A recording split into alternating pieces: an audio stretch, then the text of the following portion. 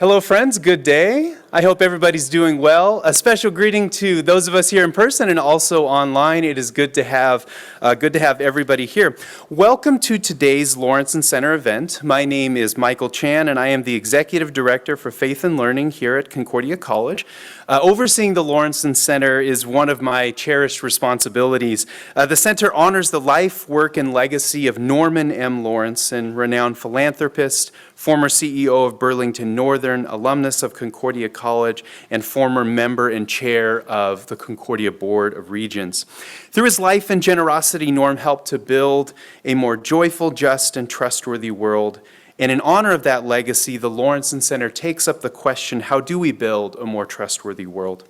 Today's event features Christine Emba of the Washington Post. I first encountered Christine's work while she was a co-host on KCRW's Left, Right, and Center, a podcast that I continue to adore to this day. And I frequently found myself astounded by Christine's ability to communicate with clarity, compassion, and you'll soon see force. And I am eager to hear what she has to say to us today about the important vocation of journalism within democratic societies. I also want to say thank you to my two colleagues, Professor Aaron Hemi-Frostley and Gregory Carlson, who will help to lead the conversation today after Christine's formal address. And now what I want to do is hand things over to Andy Muthoni, class of 24, one of our students, a student of multimedia journalism, communication studies, and criminal justice, and Andy will offer a more formal introduction. Thank you.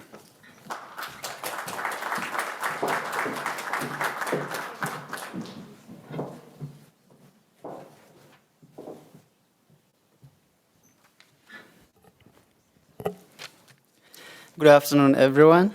It is my pleasure to introduce our keynote speaker, Christine Emba. Christine is a columnist based in Washington, D.C., who focuses on ideas and society. She is a prominent voice in the field of cultural commentary and has written extensively on a range of issues related to politics, gender, and sexuality. In addition to her work at Washington Post, Christine is an author of the thought-provoking book titled Rethinking Sex, A Provocation.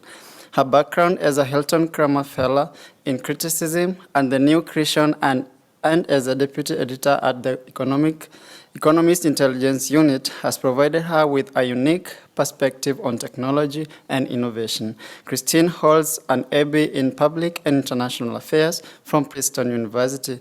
After graduating, she worked as a strategist or as a strategy analyst at the software company SAP, a German multinational software company.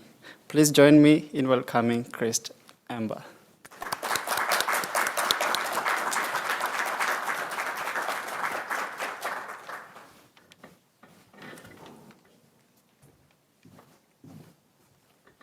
Easy enough to just skip the stairs there. So, good afternoon, everyone, and thank you for such a kind introduction. I'm glad I made it. I'm also glad I brought a parka. And I'm actually regretting that I didn't bring sunglasses. I mean, the glare is incredible. I don't know how you do it. In Washington, D.C., it is, in fact, spring. Here, this feels a little bit different, but it's an experience, and I'm getting used to it. But kudos to all of you on your survival skills, I have to say.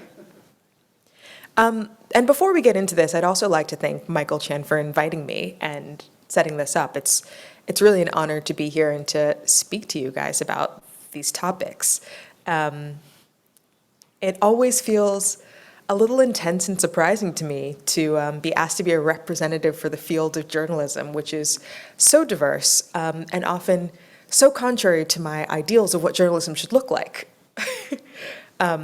But I will at least give you my perspective on where we're going. So the college students who are in the room and online today are perhaps part of the next generation of enlightened thinkers, responsible citizens, and possibly, potentially, hopefully, future journalists. And today, I will speak most directly to them. I'm hoping to impress upon you not just the importance of responsible journalism in our world, but also the responsibilities that we all share in seeking and spreading the truth. So Michael gave me a broad remit for this talk: journalism and democracy, building a more trustworthy world. So I suppose I'm going to just fix the world in the next 30-ish minutes. I make no promises, though. I've been a journalist for about a decade, not a century. But then how did I begin thinking about this assignment? First, like any real journalist, and if I recall correctly, like most college students, I procrastinated for days, perhaps even weeks. But then, of course, I buckled down, and the first step was to try and define the connection between the two concepts, journalism and democracy. There's a fairly easy go-to. I mean, at the Washington Post, our slogan is "Democracy dies in darkness." Is it hyperbolic? Yes.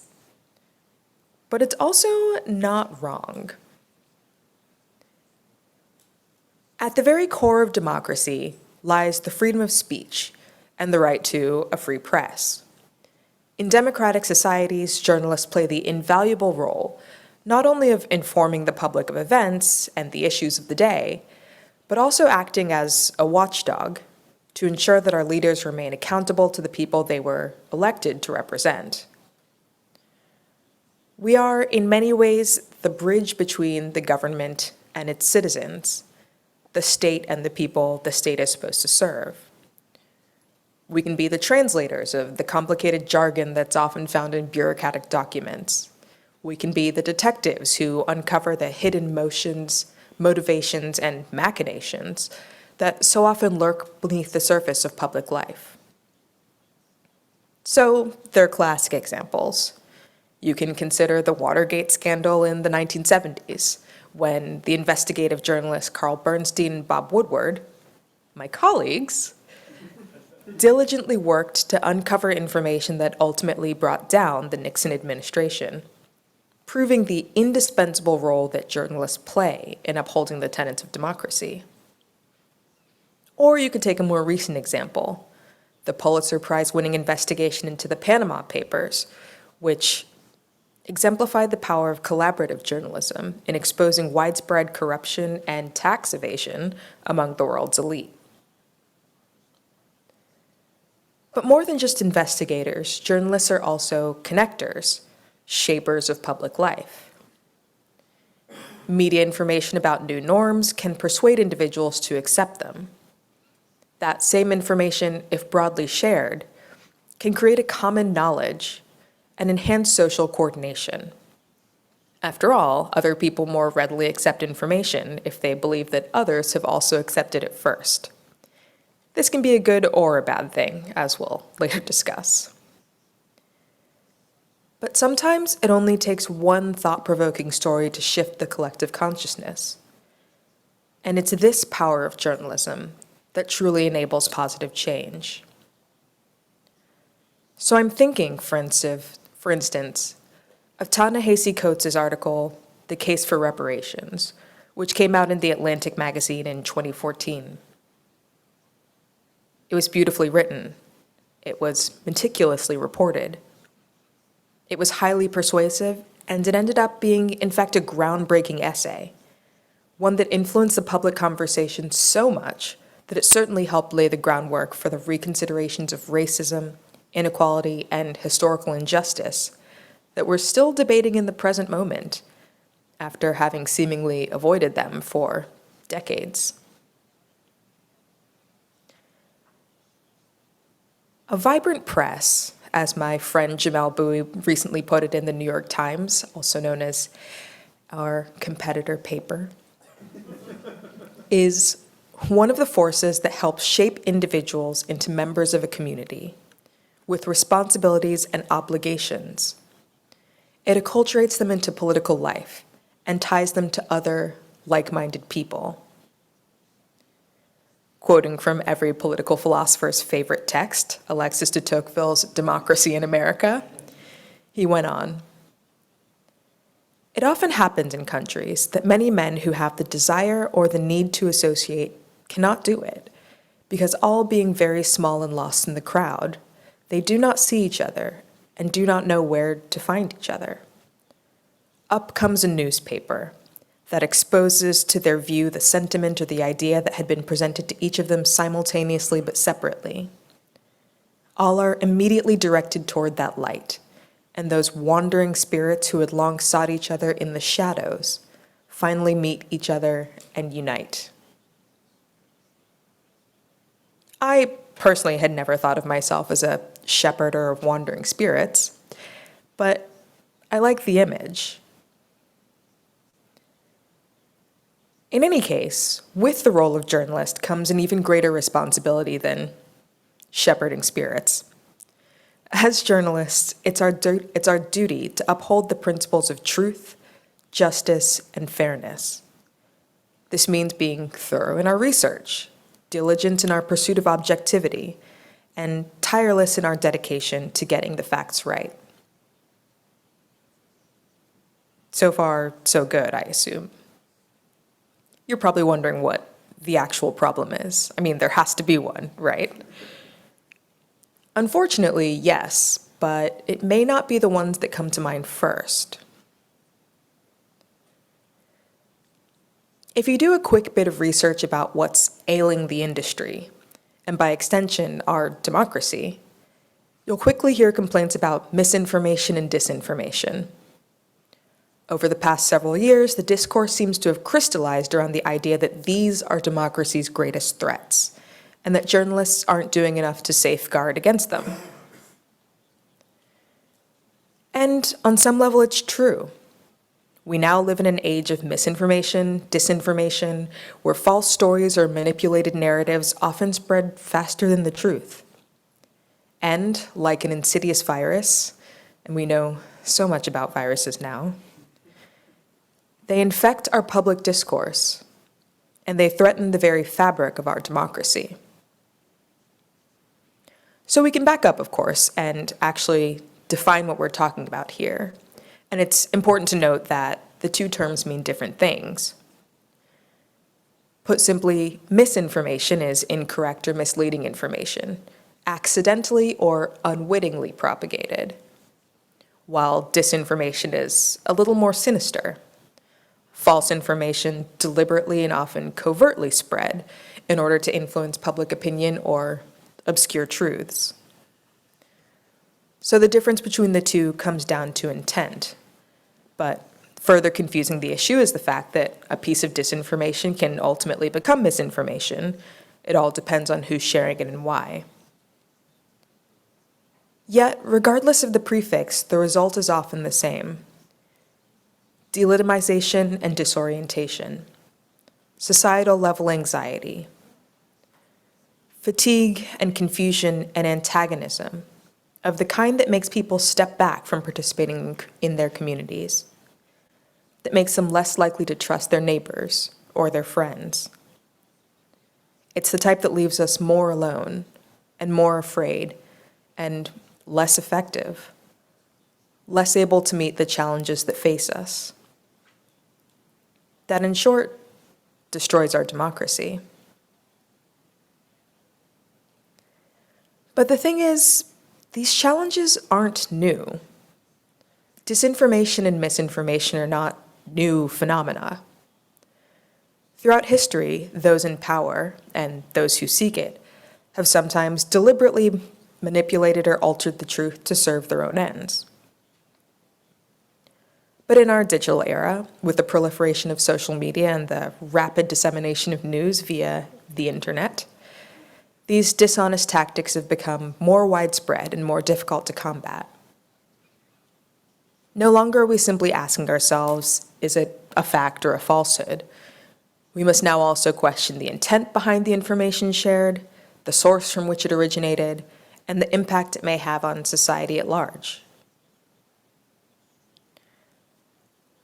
So, how do we, as journalists and citizens, navigate a not quite newly treacherous landscape?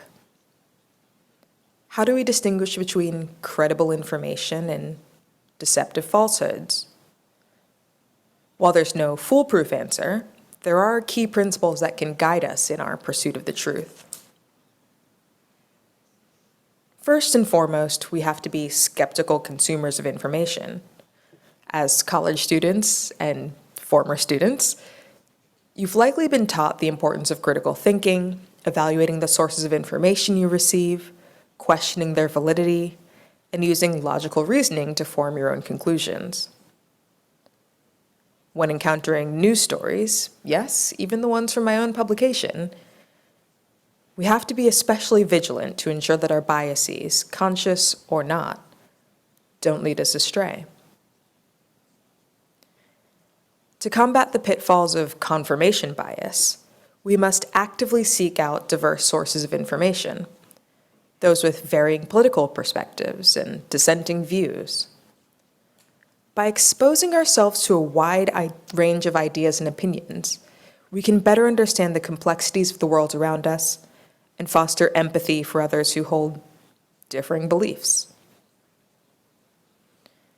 And of course, fact-checking, though time-consuming, is also an essential component of our collective search for the truth. When we're reading or listening to news stories, we have to be proactive in researching the assertions made, seeking corroboration from multiple sources, and questioning those sources' reliability. While reputable journalists and news organizations have a responsibility to provide accurate and well-researched information, we, as consumers, must also be prepared to hold them accountable if they fall short. And in a rapidly changing world where new information emerges every day, adaptability and openness to new evidence are also crucial qualities. We have to be willing to adjust our opinions and beliefs when confronted with compelling proof, even if it contradicts our prior convictions. And this is where things get interesting. I mean, we could stop here. We could just say that misinformation and disinformation are the biggest issues facing journalism and, by extension, democracy, and that we have to practice the tools to defeat them. You've probably heard that speech before, actually. But if I push myself to go deeper, and maybe push you too, I'd argue that the biggest problem facing democracy isn't just those two issues, which, as I mentioned, are pre-existing conditions. The underlying problem to me seems something deeper and more human. What I see as more pressing than any factual disagreements is our increasingly attenuated ability to make a distinction between what we want to believe and what is actually true. In some ways, it's less a feature of the information being given to us than a problem of our own awareness, our own willpower, and our own willingness to question ourselves and our assumptions. And here I'll pivot a little bit to an example from my own recent work. So as mentioned, last year I wrote a book about sex. It's called Rethinking Sex, A Provocation. And I will first note very clearly that I never set out to become a sex writer. I literally hate telling people things about my personal life. And I also knew that my parents would read it, and do I want them to know anything about my personal life? You can guess. Absolutely not. But alas, journalism called. I wrote it because I had reported on the Me Too movement, and I was thinking about what was going to come next. But also because I was interested in not just the facts, but also the nitty-gritty lived experience of people's lives and how to make those lives better. This, I thought, and to be clear, still think, is the truest role of the journalist today. And sex, that topic that I didn't really want to write about, was an area in which fact and fiction had, in my opinion, become confused, and yes, where misinformation was doing real harm. But in this instance, figuring out the truth looked different from just fact-checking, from just sorting out the mis from the dis. I mean, there are facts to check. The commonness of sexual assault, the even more common occurrence of something that wasn't quite assault, but nevertheless feels corrosive to people's human dignity. And there is disinformation to confront as well. The promises sold to young people about dating apps by their creators versus the number of people who found their experience pursuing real relationship through them successful. There was disinformation about the promise of sexual freedom passed on by those who might profit from it versus the number of people who would identify themselves as unhappy with the current sexual culture or even hurt by it. But then, the deeper challenge, the challenge of persuasion and the confrontation of deep inner conflict. Because yes, the biggest battle wasn't just between the right and the wrong answers. It was in distinguishing and calling out the difference in what people wanted to believe, what they hoped to believe was true, in some cases what I wanted to believe and hoped to believe was true, and what reality actually consisted of.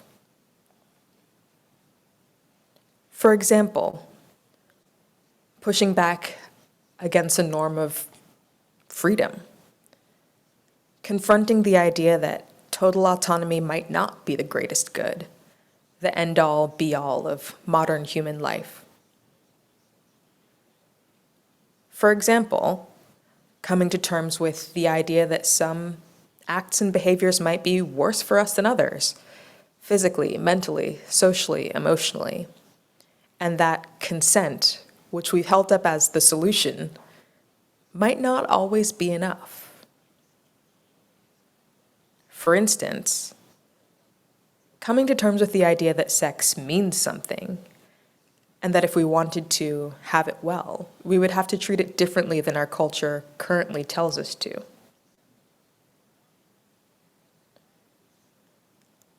Why is confronting these internally held and, in many cases, preferred beliefs more complex than fighting disinformation? It's because it requires individuals, you and I, to challenge our own beliefs and biases. Disinformation or false information can be corrected through fact-checking, providing accurate information, and what often feels easier, confronting someone else. But changing our own internal beliefs requires a different level of engagement and understanding and humility.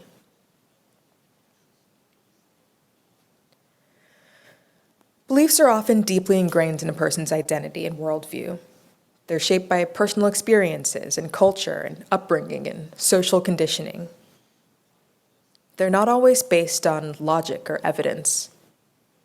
We don't even know that they're there most of the time.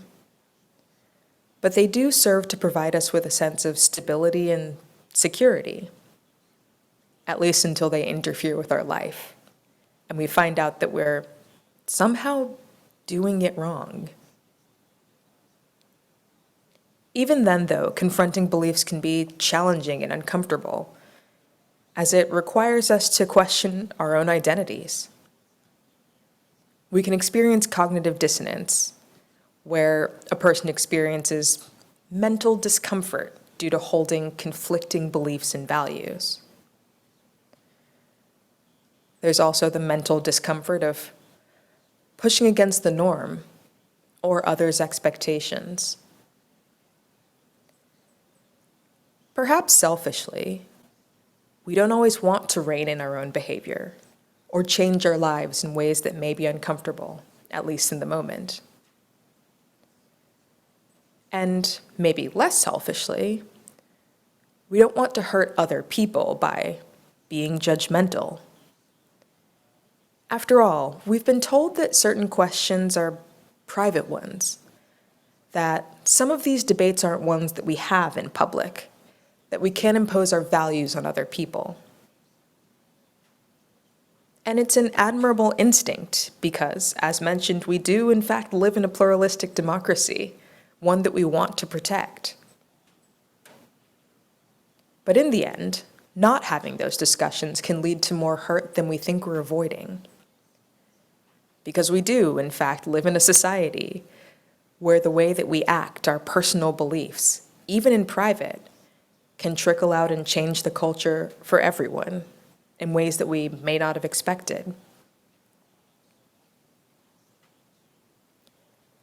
This isn't just a case of chasing down the facts. It requires something more proactive from us. We will need to make substantive claims about what we think the good actually looks like, what our ethics really are. Of course, we'll also have to acknowledge the ways in which certain definitions might have been exclusionary and how some norms that we personally uphold may have negatively affected others or could in the future. And yes, we'll have to be open to negotiation and open to hearing from voices that have been excluded from conversations in the past. And we'll have to have these debates in public, not just interiorly. But being able to do so will take focus and intent, something that these days does feel like it's in short supply.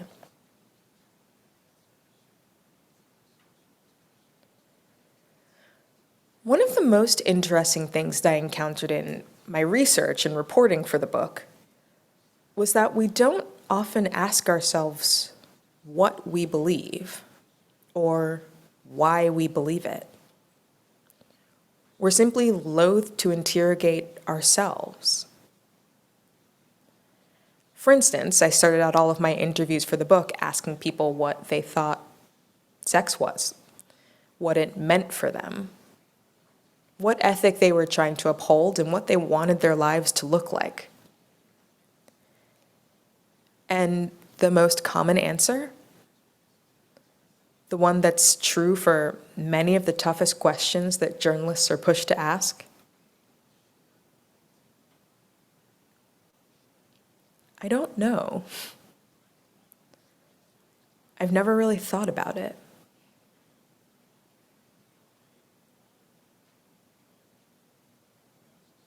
And that's an oddly common answer for some of our most deeply held beliefs. And yet it's also fairly easy to explain. Why haven't we ever thought about it, whatever it is? Because it's easy not to. We have a lot of distractions.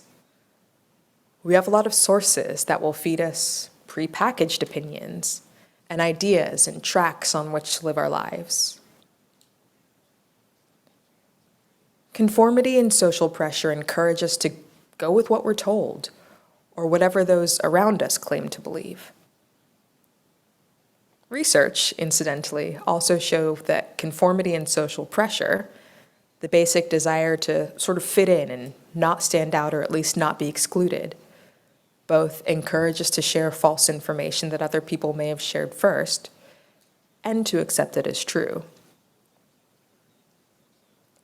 It's demanding to think for ourselves, to self-interrogate, to figure out not just what's true and untrue, but why we want to believe in one or the other, why we're focused on certain outcomes, why we don't want to shift. Because doing so takes bravery. After all, finding out the real answer, the truth, might just force us to change our lives. And yet, changing our lives is necessary if we want to have better ones. not just for ourselves, but for others. Not just for our peers, but for our democracy as a whole. So this is where journalism moves past fact-checking and into a deeper realm, and where being a good journalist begins to look like being a good person, being an ethical person, in ways that both you and I can continue to develop, whether you're part of this field or not. So, a few tools.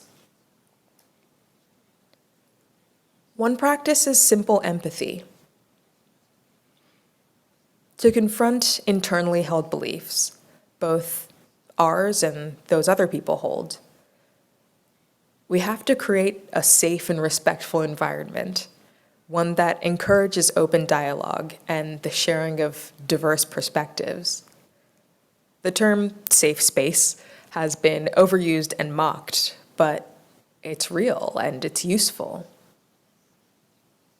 Creating one requires empathy, active listening, the willingness to consider alternative viewpoints, and the willing of the good of the other. Another practice, integrity.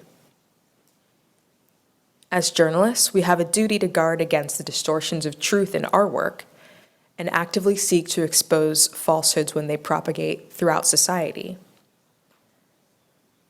Likewise, as college students and current leaders, you have to maintain an unwavering commitment to truth, to justice, and to fairness in your own lives, regardless of your current profession, and regardless of whether or not it hurts.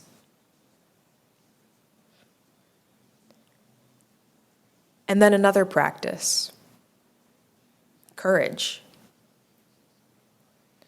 Having not just the courage of your convictions, but also the courage to challenge them, to step out of our comfort zones. And yes, that can feel like a threat. But also performing that sort of self-examination could be seen as an opportunity to decide for oneself, to create one's world rather than receiving it, labeled and performed by someone else.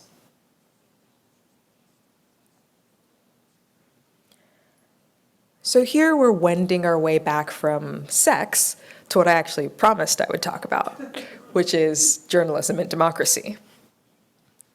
And I have to make a plug here. Trust depends on truth, which depends on real facts, and it takes work to get them.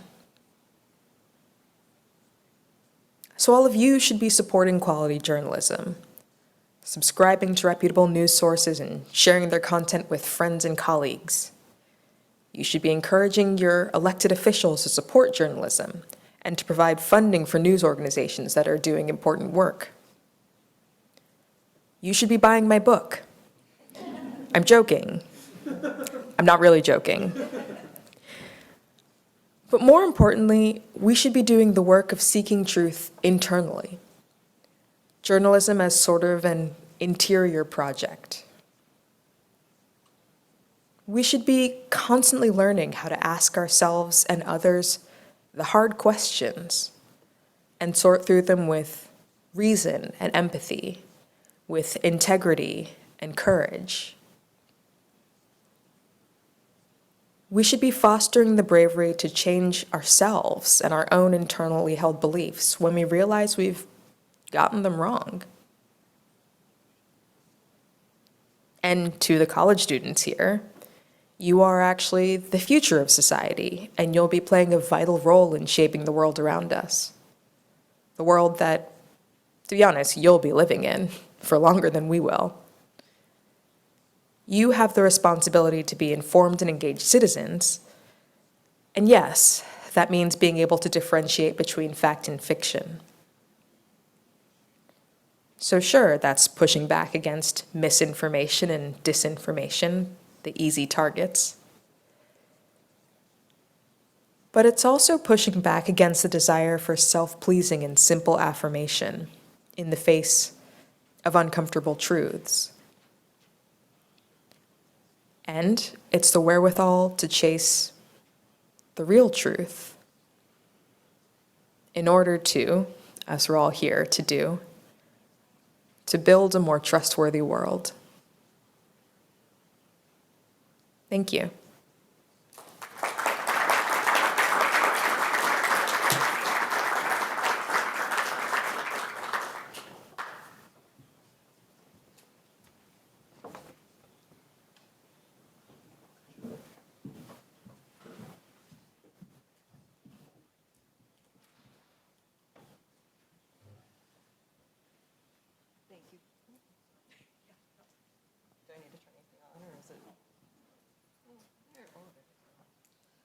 Thanks, Christine, for those great comments. You've given us some really good things to think about. I think we'll just start with a couple of questions up here, but those of you who do have questions, I believe there's a mic up front here. You can certainly line up and we will give you an opportunity to ask those as we can, okay? I want to just point out something you said towards the end of your speech, and I teach journalism, and so I'm teaching a lot of these students. And this idea that trust depends on truth, but finding truth, it takes time. And we know in recent history there are fewer journalists out there than there were 10 years ago, than there were 5 years ago, than there were 20 years ago. What are your thoughts on how can we build those numbers up and really encourage people other than subscribing to your online news source? Is this on? Yes, okay.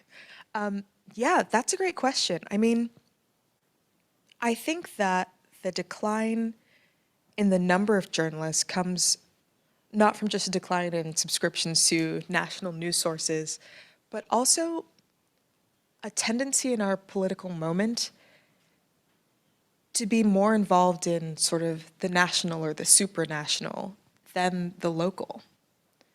I think in the past, a lot of journalists emerged from their communities as people who were just interested and involved in their communities, who wanted to advocate for people they knew in their neighborhoods and towns, who were searching for sort of local information, doing local investigations to bring the truths of their communities to light. And that is, I think, the sort of work that is less lauded in this moment. You're less likely to become famous, maybe being a local reporter, going to school board meetings, working the night shift. But that's needed because this is the sort of community that draws, or the sort of journalism that actually draws communities together, that inspires the people around us both to enter the field, but also be better neighbors, friends, and colleagues. And I think that it may be time for many of us to begin thinking locally again, thinking about how we can help the people near us and what that would look like, rather than striving for something far. Thank you. I was thinking about Lawrence Lessig's comment that information wants to be free and how difficult it can be to convince the generation of students that we currently have that you should pay to subscribe to a local or even national newspaper. You mentioned a few about supporting that, but have you thought about other models or other ways we can convince people that we should be paying for this?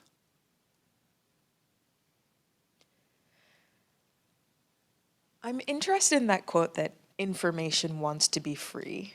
The second part of it is, of course, it also wants to be expensive. He amended it later. Yeah, I mean, I started, this talk discussing misinformation and disinformation. You can say that information wants to be free, in that sort of ideas want to be out in the open, but which ideas and why? Where do they come from? There's information and there's good information. How do you think the good stuff gets out there? Who is making it and what resources does that take? I mean, there's this idea when we talk about sort of supporting journalism or subscribing to publications, it almost makes it sound like a kind of like charity project, like sponsor a puppy and also the Washington Post, which is great, like sponsor puppies and also the Washington Post. Could we offer a free puppy with the Washington Post? I feel like that would be. No. I'm just worried about the ethicality of that one. But we can think of it not just as like, I don't know, gifting money to people we like, but also we know that work is work, that research takes time and resources, that journalists are performing a job. And while they may do it out of a sense of duty, it can't just be out of the kindness of their hearts. Otherwise, they'd be doing something far more remunerative. So paying for journalism is kind of paying for a useful product, something that helps you in the way that, presumably, I hope we pay for clothes, shoes, food. I mean, information wants to be free, certainly, but the way that we collate it, the way that we present it, the way that we make it legible to individuals, that takes work that's worth something. Thank you. Do we have any questions from the, or I will keep asking.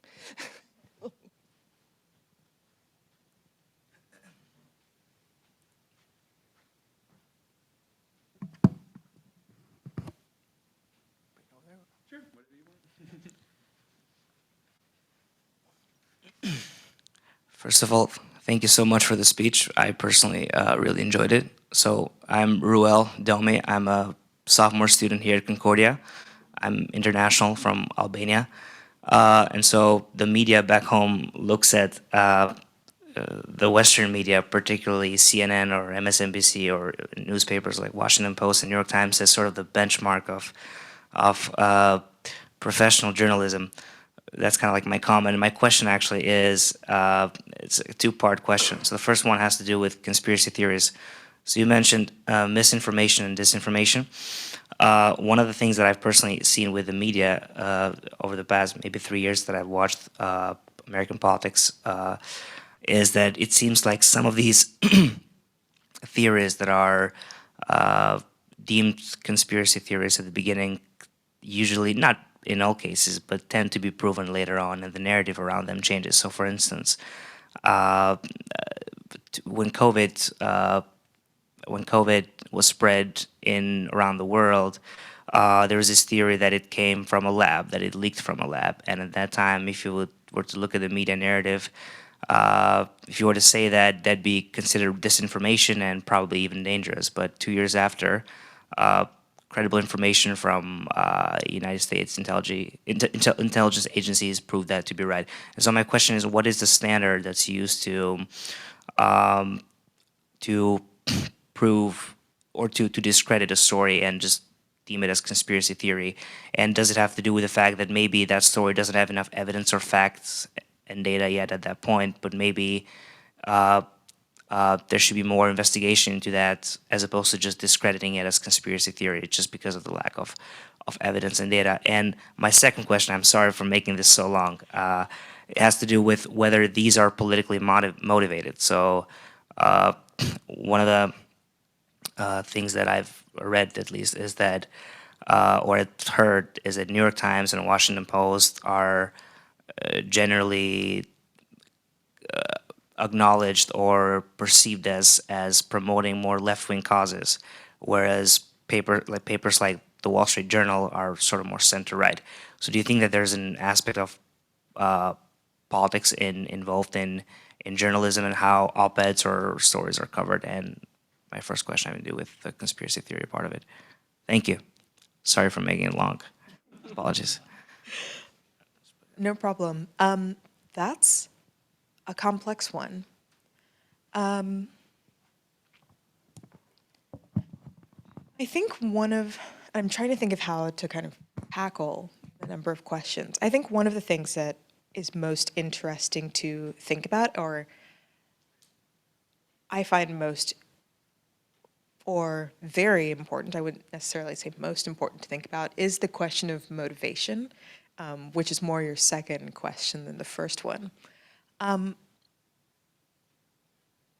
I think one of the things that I've been actually thinking about and talking about with a number of other journalists is the question of motivation, especially during COVID, and especially by sort of different information sources, that if you're not careful, you can sort of conflate with being sort of the media generally, or attribute to just newspapers or just journalists. There were competing motivations for how information was shared, I think, early on. You had members of the medical community who simply wanted people to stay safe and get vaccinated and didn't want to muddle the message. And if you're trying to create a clear message, it makes sense to say something really clear. This disease is dangerous, get your vaccination. That's all. Wear your mask.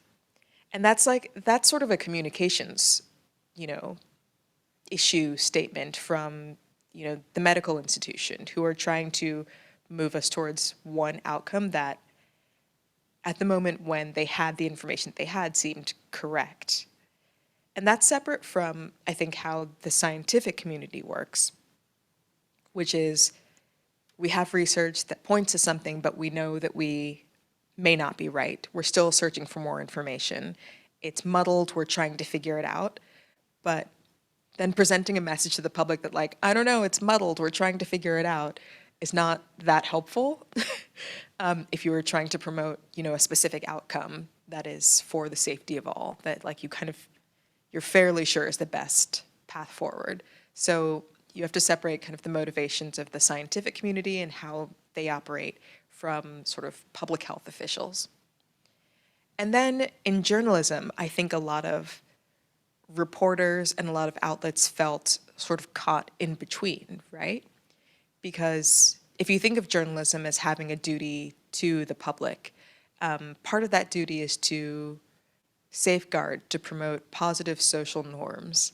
And that leans you more towards like public health angle, where we need to have clear communication. We need to, be on message. But then there's the responsibility of journalists to investigate, to find out the clear truth and present that for people to decide. But is this the time? Like, how helpful is it to present a really complicated and complex subject that we actually don't know enough about in the face of a public health crisis? What do we do there? And that's actually something that I think a lot of organizations, I know my organization really struggled with, really kind of teetered back and forth in how we should address it. And it wasn't because, there was, as I think some conspiracists would say, this deeply held desire to lie to people or to hide the truth from the public, because if the public knew, I don't know, they would go fix the lab themselves. What was going to happen there? What would be the use? Then you also have to think of, I think, the motivation for conspiracy. And this goes to kind of what I was talking about internal beliefs and self-conviction.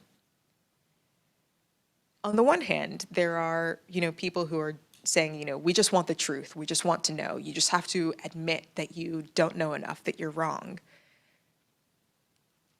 And it's really valuable, I think, to assess the reasons why that's the case. Why is it so important, or why does it feel or seem so important to discredit in this moment? Is that sort of a pro-social instinct, or is there something else going on here? Is the motivation to just share information and let information be free? Or is it to discredit public officials? Is it to discredit certain governments or leaders? Is it to spread strife for the purposes of, I don't know, votes in an election, or a restive population, or general populism? So I think the question of motivation has to be asked of sort of all parties there. And then, I don't know, I feel like I'm kind of mixing your two questions together here. But the idea of sort of publications as both right or left wing, I think that's a fair assumption. I mean, I think you can, this is also a change that has happened in journalism over the past several decades, where there are just purely more sources of information. There used to be fewer newspapers and fewer TV stations. Everyone was like kind of getting the same information. But as we've gotten more information and more outlets, there is more freedom among reporters, and I think more of an instinct to sort of distinguish oneself and to sometimes let opinion leak into news side information. And as a journalist, I think that's something that we have to be very careful of. I am lucky enough to be specifically an opinion columnist, so I'm kind of like allowed to do that. That's my job. But on the news side, I do think that most journalists still try and take care to present the facts. What can make something look more right or left-leaning is what stories are covered, what is given the most airtime or front page space. And you know, you can kind of see what an editorial board or a publisher's kind of values and priorities are that way. But in general, I would say that most reporters are just trying to do their job in a straightforward manner. Sorry, that was kind of long too. Part of my role is to feed online questions into the room. And so I'm going to try and put two of these together. One has to do with the craft of journalism, and then the other really has to do with what the questioner posed as a communications crisis. So to the craft part, as a journalist, when do you persist in asking deeper questions, and when do you accept the level of what's given? And then the second question is, journalism and society as a whole seems to be experiencing a communications crisis because of a variety of factors. But we've also seen a rise and enabling of influencer media masking opinion as news. How do we break or address this cycle, or is it even possible? So you can take those in whatever direction you like. Thank you.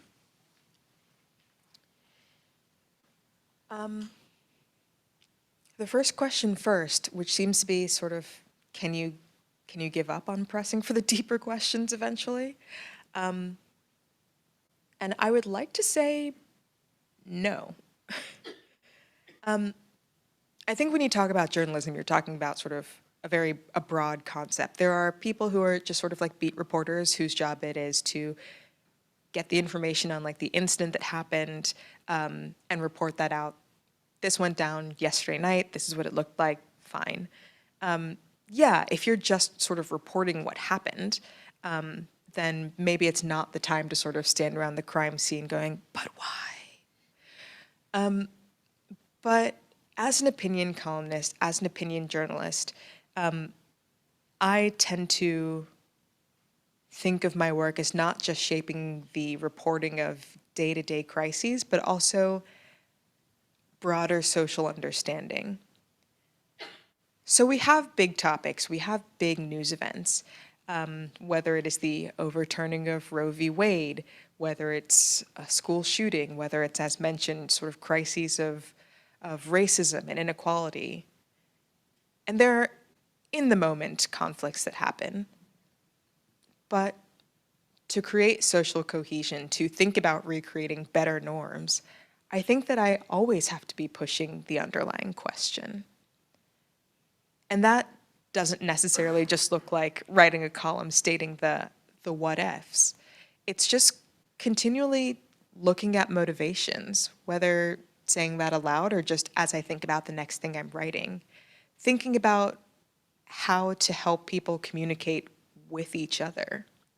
It's trying through the practice of writing, my style of writing, the columns that I choose to write, the topics that I choose to focus on day to day, to foster not just, as I was talking about in this class this morning, sort of the having a hot take and like a spicy opinion for that day, but creating pieces that encourage people to empathize with those who disagree with them, to have dialogue rather than make statements. What that looks like from column to column, from event to event can be different, and it may not always be evident in writing, But I think that that mindset is really valuable for any reporter to have, no matter what they're doing. The second question, I think, kind of goes back to a little bit what you were asking, Raul. The new prevalence of sort of news influencers or influencer content taking over the news sphere. And I think that actually even goes back to sort of the second question about, when is journalism a product worth paying for? I think if you want to be aware of, if you care about not just sort of content, but actual information, you have to push yourself to make the distinction between an influencer, a general opinionator, and someone who is actually informed, who has done the research and done the reporting. And I mean, you can look at clues there. You can look at the sources they cite. You can look at whether they're corroborated by other reputable sources. So not just, a TikTok that cites another TikTok, but also one that actually cites a piece of data or a real news article. But it does take time. It does take effort. You have to want to do that. And then you have to support the people who are doing that correctly, whether it means paying for their content, paying for their reporting and their publication, or simply spending time with and sharing that information instead of whatever sort of catchy video or phrase or meme is easiest.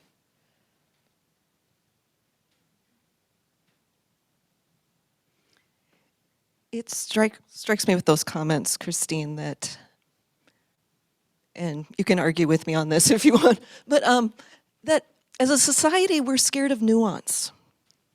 We want answers, we want facts, we want someone to tell us what to know, and in some ways what to think.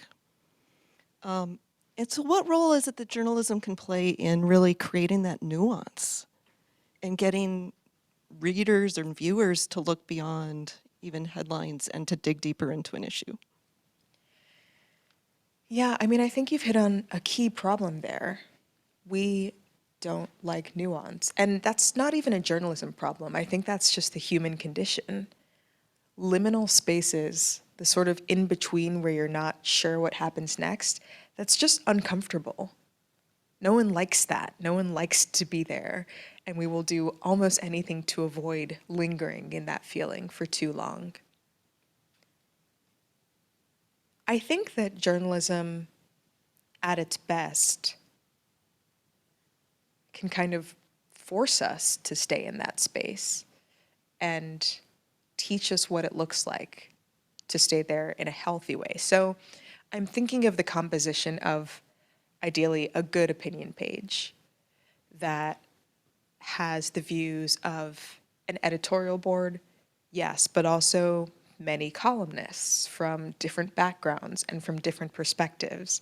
And you're looking at a page and you might see one column that agrees with your opinion and one column that is the exact opposite. And ideally, these are both good and trustworthy writers. And by seeing those opposing opinions side to side, side by side, you realize that you have to make a decision. And that's practice and nuance, right? That's at least the awareness that there are other credible opinions out there. And then on sort of the news side, I think of, great feature stories and great reporting. There was a column recently, or not a column, a long feature piece, alas, in our competitor publication, the New York Times, by the reporter Eli Saslow, who actually the New York Times just stole from the Washington Post. It was about ostensibly the problem of homelessness and homeless encampments, and the effect that they have on sort of businesses and individuals living near them. This is a pressing problem in our time, especially in major urban cities. And what was fascinating and so useful about that piece was that it forced one to stay in that liminal space by giving insight into it, information from a number of different perspectives with empathy. So yes, it was told from the perspective of sort of a despairing business owner who was sort of losing their nest egg because their business was surrounded by sort of a dangerous encampment. And you felt sympathy for this person. But it also introduced you to the story and the life of what it looks like to be a homeless person who is forced to live in an encampment, who is struggling with, a drug addiction that is actively ruining your life.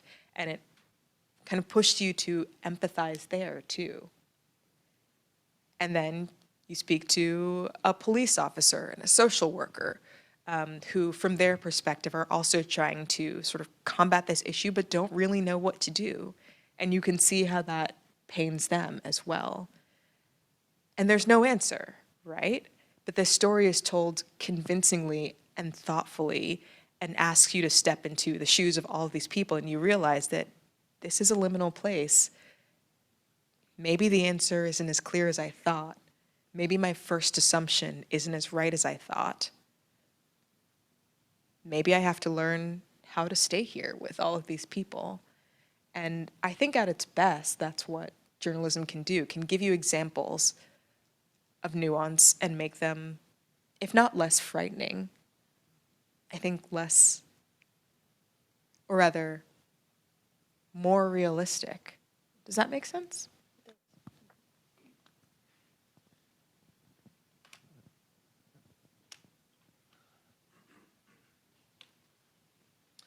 Hi, I'm Mike, and I was wondering if information wants to be free, is there ever a good time when it's better that information not be free?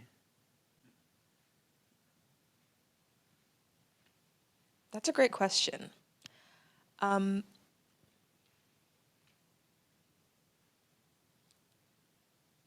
Yes, maybe. Again, nuance. An uncomfortable liminal question. I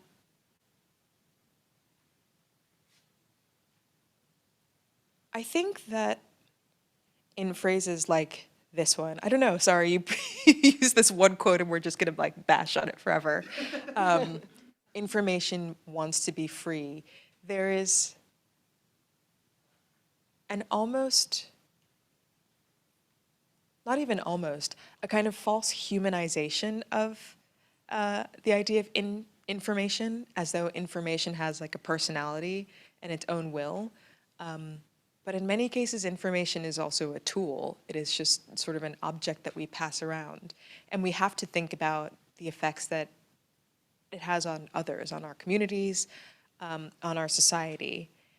And moments in which information wants to be free, or information could be free, but maybe shouldn't, I think of situations where the information, it may be truthful, it may be right, it can also be really harmful or hurtful.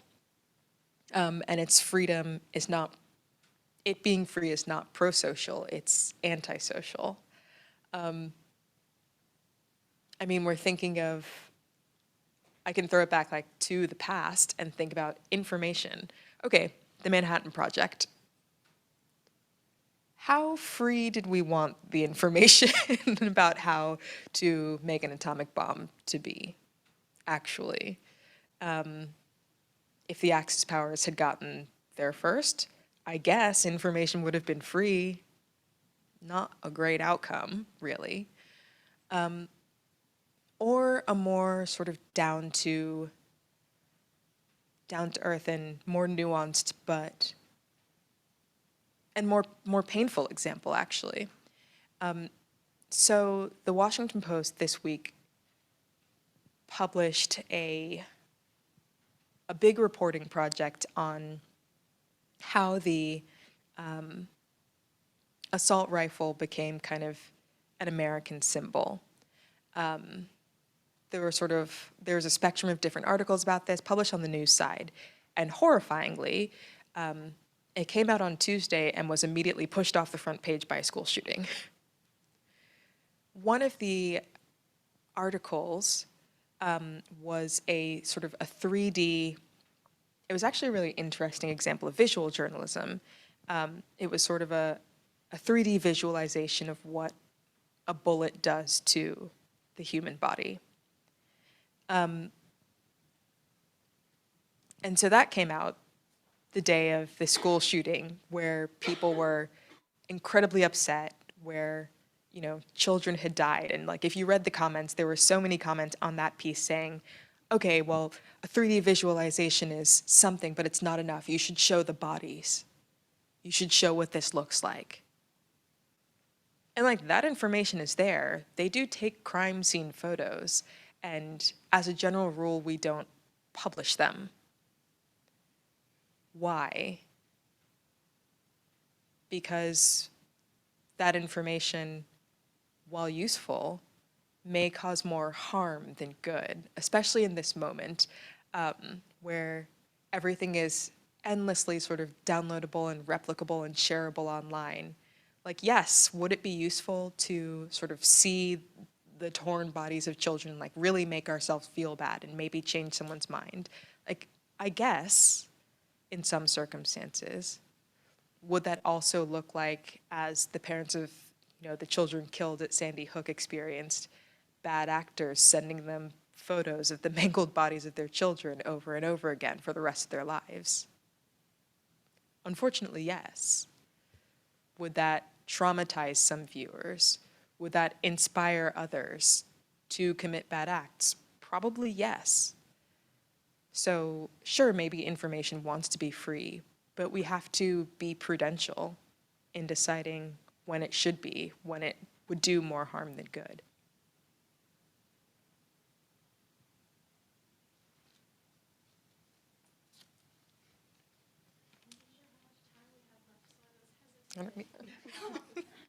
Hi, my name's It doesn't. You can just bend it. I can bend it. Okay. My name's Paige. I was at the session earlier. I'm here with my media law and ethics class. So Andy, and then the table back there. Thanks for coming. Yeah, no, it's great. So we've been talking about ethics here recently, and like the ethics of like everyone has opinions. Journalists have opinions. We're regular people. They might shine through in our writing, but even if we just report the facts, our biases might affect the angle of the story we choose. So I guess my question is, how would you recommend that we keep our personal biases out of reporting, whether that be like questions we ask sources or angles we choose, or even like why we would pick a story, I guess? If that makes sense? Yeah, totally. Okay, I'm gonna go now. Thank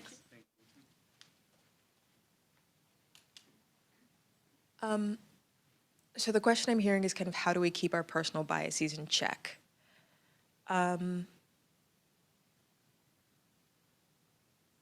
I would say straight out also that that's just very difficult, and it just takes practice. One way to go about it is to ask ourselves the why before we start asking other people, if that makes sense. So when you're deciding on the angle of a story that you the angle that you want to take on a story, or the questions that you want to ask someone you're interviewing, or even just picking a story topic at all, it can be helpful before settling on one to ask yourself why you chose that. Am I choosing to write this story because I'm mad at someone, because I want to prove a point by writing this story, or because I, as a newspaper person, as a journalist, just want to get information and share it? If you can look at your motivations and you see that they come from a place of anger or proving a point, like that could be one clue that maybe you want to work on getting your biases under control before you proceed to report. The why can be asked when you are in the midst of reporting. You have a list of questions that you want to ask an interview subject. Why these ones? Is there some sort of preconceived notion that you see yourself trying to get out of the person? Are you trying to sort of push them to say the quote that you need, or the thing that you want to believe from them? If you ask yourself that, like really honestly, you can frequently tell. And then that's a moment where you can try and reel it in. One practice that I have been encouraged to do in column writing, both including it in the column, and also sometimes even before conceiving of the idea, is steel manning. the opposite of straw manning. So you have an opinion, you believe in this opinion, you want to do the research, you want to write this. Have you also taken the time to consider the opposite opinion and not just make a straw man of it, but create the strongest possible argument for the opposite opinion so that you actually understand it and know that you're not making a caricature of it with your own opinion? Sometimes just practicing doing that with ideas you disagree with or people you disagree with, both just makes your own idea stronger because you're anticipating the pushback, but it can also help you realize that, like, oh, they have a point. Oh, maybe there is something to the other side. Oh, maybe I've underestimated this. And I found that to be a fruitful practice. And also if you include that, if you do make sure to sort of include the opposing opinion in your piece, the sort of, on the other hand, I think that often makes pieces much stronger because you've acknowledged that you've actually thought about the other side and you're letting people see that. Well, thank you so much for joining us. Before we dismiss and give you some applause for being here, Michael just wants to say a quick announcement. Well, first of all, Christine, thank you so much for the talk and also for the conversation. Greg and Aaron, also thanks to the two of you for being willing to host our conversation here. And thanks to everybody who gathered here today, both our online friends and also those who are in person. There are two partners that I want to name. First is the African Student Union here at Concordia. Thank you so much for the partnership there and for the great work in promoting this. And also Black Student Union. I'm sorry, African Student Association. Sorry about that. And Black Student Union. Thank you for the partnership in this and in other events. I want to draw attention to our next event, which will actually be next week. They were kind of compressed in this month. We'll have a slide up there in a moment, by Dr. Paul Jupa. He's going to talk about religious resilience in the face of political challenges. Paul is a political scientist down at Denison University and has done some really interesting work on this particular topic, so he'll be joining us next week on the 4th from 12 p.m. to 1 p.m. Once again, Christine, thank you so much, and thank you to everyone for joining us today. Have a wonderful afternoon.